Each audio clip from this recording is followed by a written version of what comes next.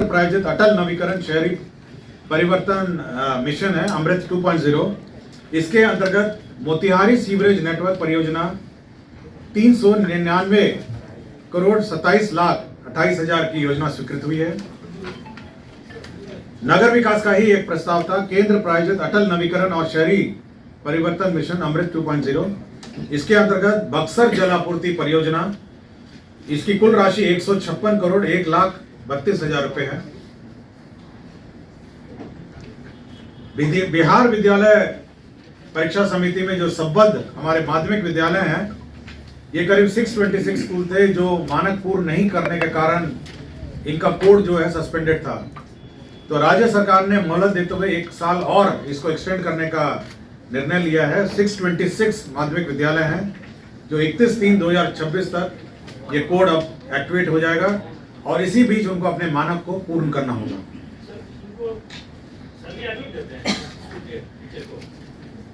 कौन सा टीचर को सैलरी आपको देते हैं? नहीं, ये अनुदानित है। ये केवल जो एफिलिएशन है, माध्यमिक है। शिक्षा विभाग का एक और था कि जो हमारा नया शिक्षा काडर बनना है, उसका नाम है बिहार, जो ब्लॉक के अनुश्रवण है उसका नाम है बिहार शिक्षा प्रशासन संवर्ग निवाली 2025। इसके अंतर्गत 2 पद हम लोग को 2 लेवल के पद सृजित होंगे। पहला पद होगा सहायक शिक्षा विकास पदाधिकारी और दूसरा होगा शिक्षा विकास पदाधिकारी।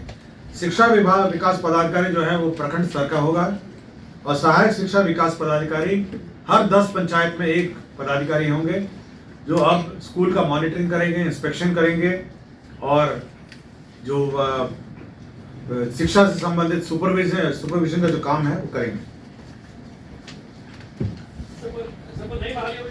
ये नई बहाली होगी, न्यू रिक्रूटमेंट है, एक प्रखंड स्तर पे है और हर 10 पंचायत पे 1 ऑफिसर की बहाली होगी और यही लोग उसका वहां का सुपरविजन करेंगे, ब्लॉक के जो स्कूल्स का इंस्पेक्शन करेंगे। उद्योग विभाग में औद्योगिक निवेश प्रोत्साहन नीति जो 2016-2025 तक एक्सटेंडेड थी, वो अगली नीति जब तक नहीं आएगी तब तक के लिए एक्सटेंड कर दिया गया। बिहार में जो कोल वितरण नीति 2007 थी, उसके अंदर जो कोल का जो वितरण है, सेल ऑफ कोल, उसके लिए राज्य सरकार ने एक स्टेट नॉमिनेटेड एजेंसी नॉमिनेट किया है 1/4/2025 से 31/3/2030 तक के लिए। ये Bihar state mining corporation limited जो है ये एजेंसी नामित की गई है। राज्य में जो बिहार मंत्री वेतन एवं भत्ता समय समय पर यथा संशोधन नियमावली 2006 का संशोधन है। ये ऑनरेबल मिनिस्टर्स जो कैबिनेट मिनिस्टर्स थे उनका वेतन हम लोगों ने संशोधन किया है, लेकिन बाकी जो दर्जा प्राप्त है जिसमें सचेतक हैं, उप सचेतक हैं, जिसमें राज्य मंत्री और उप मंत्री हैं, उनका हम लोगों ने इंक्रीज नहीं किया था। तो अब उनका हम लोगों ने वेतन इंक्रीज कर दिया है। वर्तमान में जो प्रतिमाह का था 24,000 से बढ़ा के 29,500 और उप मंत्री का 23,500 से बढ़ा के 29,000 हम लोगों ने बढ़ा दिया है। बाकी भत्तों के डिटेल हम लोग आपको जानकारी देंगे।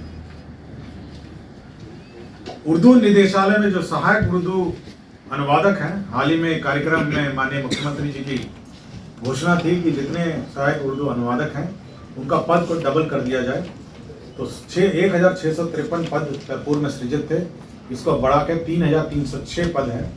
यह जिला स्तर पर है, अनुमंडल स्तर पर है, प्रखंड स्तर पर है, अंचल स्तर पर है और साथ ही साथ करीब 220 थानों में भी अब इनकी प्रतिनियुक्ति की जाएगी जहां पर ये उर्दू अनुवादक अपना उर्दू अनुवादक का काम करेंगे। स्वास्थ्य विभाग का 50 शैय्या युक्त आयुष अस्पताल नवाब मंजिल पटना के संचालन हेतु आयुष मंत्रालय भारत सरकार नई दिल्ली के दिशा निर्देश के आलोक में 36 पदों का सृजन किया गया है। बिहार कर्मचारी चयन आयोग में डेटा एंट्री ऑपरेटर पे लेवल 4 के कुल 29 पद एवं कार्यालय प्रचारी पे लेवल 1 के कुल 6 पद अर्थात कुल 35 पदों का सृजन किया गया है। मद्य निषेध उत्पाद एवं निबंधन विभाग के अंतर्गत 6 जिलों यथा रोहतास, सासाराम, औरंगाबाद पश्चिम चंपारण, बेतिया, बेगूसराय, किशनगंज एवं गोपालगंज में स्थायी रूप से एक एक नया उत्पाद रसायन प्रयोगशाला खोले जाने एवं 48 पदों की स्वीकृति दी गई है। बिहार में कृषि विभागीय लिपिक समग्र भर्ती प्रोन्नति सेवा शब्द नियमावली 2024 के आलोक में कृषि विभाग बिहार पटना अंतर्गत पूर्व स्वीकृत पदों का समर्पण प्रत्यार्पण करते हुए 2590 पदों का पुनर्गठन किया गया है।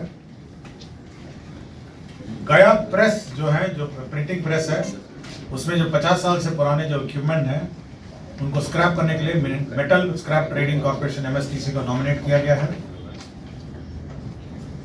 बिहार में जो कंटिजेंसी फंड है, बिहार कंटिजेंसी फंड है, एक्ट के अनुसार वो 350 करोड़ का उसमें प्रावधान किया गया है और सरकार चाहे तो उसको इंक्रीज कर सकती है।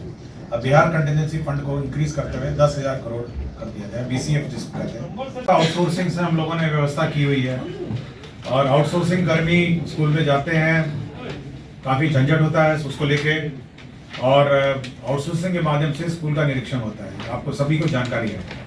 एक तो क्वालिटी बहुत पुअर होती है निरीक्षण की, और फिर बाकी अन्य कॉम्प्लिकेशंस भी इसके कारण हुए हैं। तो हम लोगों ने ये कहा है कि करीब जो स्कूल्स हैं हम लोग के, उसका निरीक्षण आप रेगुलर BPSC द्वारा नियुक्त कर्मी करेंगे, जिसमें शिक्षा विकास पदाधिकारी की नियुक्ति प्रखंड स्तर, ये प्रमोशन का स्तर होगा। शिक्षा विकास पदाधिकारी ये प्रमोशनल पोस्ट है। नियुक्ति सभी की होगी सहायक शिक्षा विकास पदाधिकारी के पद पे। मूल कोटि है सहायक शिक्षा विकास पदाधिकारी, ये प्रखंड शिक्षा विकास पदाधिकारी के अधीनस्थ है।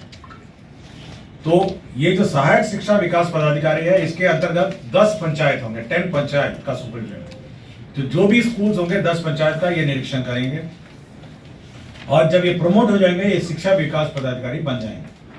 क्लियर हो गया आपको? प्रेजेंट में भी प्रखंड शिक्षा विकास वो अलग है, वो अलग कैटेगरी, वो डाइंग कार्डर है, वो हम लोग उसको रिवाइव नहीं कर रहे हैं। दैट इज अ कार्डर जो अपना जैसे है अपना रिटायरमेंट धीरे धीरे होते जा रहे हैं। उसके बाद वो खत्म हो जाएगा। अभी केवल सहायक शिक्षा विकास पदाधिकारी, शिक्षा विकास पदाधिकारी। देखिए 534 हर ब्लॉक में शिक्षा विकास पदाधिकारी होगा। अभी पद सृजन नहीं हुआ है, इसलिए मैं आपको और एवरेज बता देता हूँ। शिक्षा विकास पदाधिकारी के हैं हर ब्लॉक में, और सहायक शिक्षा विकास पदाधिकारी हर 10 पंचायत में एक है। आप टोटल कर लीजिए।